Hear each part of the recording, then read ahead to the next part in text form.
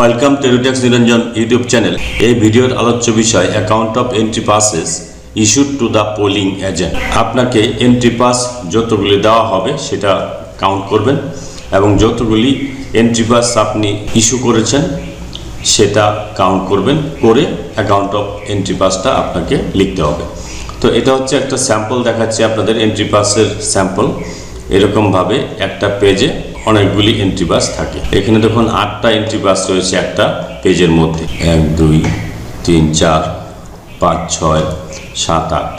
একটি পেজে 8টি এন্ট্রি পাস রয়েছে। তো এই এন্ট্রি পাসগুলি আপনি পোলিং এজেন্টদের ইস্যু করবেন ফর্ম 10 অ্যাপয়েন্টমেন্ট দেখে। তো এবার এই এন্ট্রি পাসগুলি কীভাবে আপনারা ফিল আপ করবেন সেটার ভিডিও রয়েছে আমার আগেই। তো এখানে দেখুন পোলিং এজেন্ট, নিয়ামক পোলিং এজেন্টের নাম লিখবেন। যদি একটি পলিটিক্যাল পার্টির 3 জন পোলিং এজেন্ট থাকে তাহলে একজনের নাম এখানে লিখবেন এবং বাকি দুজনের 1 2 এখানে রিলিভিং এজেন্ট এর জায়গায় বাকি দুজনের নাম লিখবেন। যদি 2 জন পোলিং এজেন্ট থাকে তাহলে নিয়ামক পোলিং এজেন্টের জায়গায় একজনের নাম লিখবেন আর 1 নম্বরে রিলিভ এজেন্টের নাম লিখবেন। এইভাবে যতটি পলিটিক্যাল পার্টির এজেন্টকে এন্ট্রি পাস ইস্যু করবেন সেগুলো এখান থেকে ছিঁড়ে দিয়ে দেবেন, সিগনেচার করবেন এবং ডিস্টিংগুইশ মার্ক দেবেন। এটা হচ্ছে আপনার এন্ট্রি পাসের স্যাম্পল আমি আপনাদের দেখালাম। এবার এই ফর্মটা কি করে ফিল আপ করবেন, ফর্মটা অ্যানেক্সার 13-এ থাকবে, account of entry passes issued to the polling agent.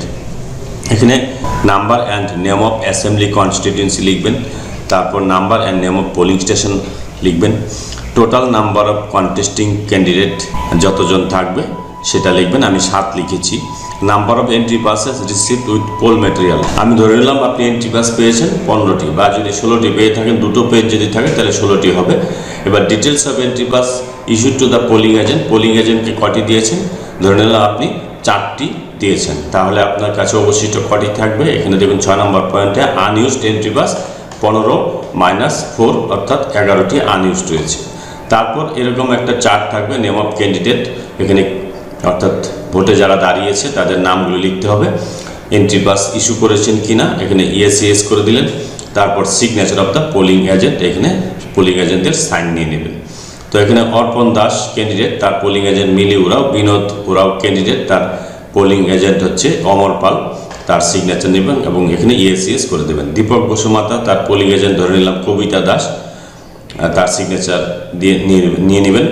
Pradip Bagchi candidate, তার ক্যান্ডিডেটকে পোলিং এন্ট্রি পাস ইস্যু করা হয়েছে। এবার তার পোলিং এজেন্ট হচ্ছে ফ্রাঙ্কলিন এক্কা। তো এখানে এটা তাদের সিগনেচারগুলো হবে, এদিকে ডান দিকে হবে পোলিং এজেন্টের সিগনেচার আর বাঁ দিকে হচ্ছে ক্যান্ডিডেটদের নাম আর মাঝখানে ইয়েস করে। আনইউজড হচ্ছে কটি, অর্থাৎ কতগুলি এন্ট্রি পাস আপনি পেয়েছেন আর কতগুলি ইউজ করেছেন সেটা নোটাকে বাদ দিয়ে হিসাব করবেন, নাম্বার অফ ক্যান্ডিডেট। এই সিগনেচার অফ প্রিসাইডিং অফিসার দেবেন, এখানে সিগনেচার করবে আর হচ্ছে এক ডিস্টিংগুইশ মার্ক দেবে। এই হচ্ছে এন্ট্রি পাস ফিল আপ কী করে করবেন সেটা আমি দেখালাম। আর সমস্ত ফর্ম ফিল্ড আপ ফর্মের ভিডিও আমি আগেই দিয়েছি, এই ভিডিও ডিসক্রিপশন বক্সেও অল ফিল্ড আপ ফর্ম থাকবে, আপনারা চাইলে ডাউনলোড করে নিতে পারেন। যদি ভিডিওটি ভালো লাগে please like, share and subscribe this channel to get notification off the next update. Thanks for watching.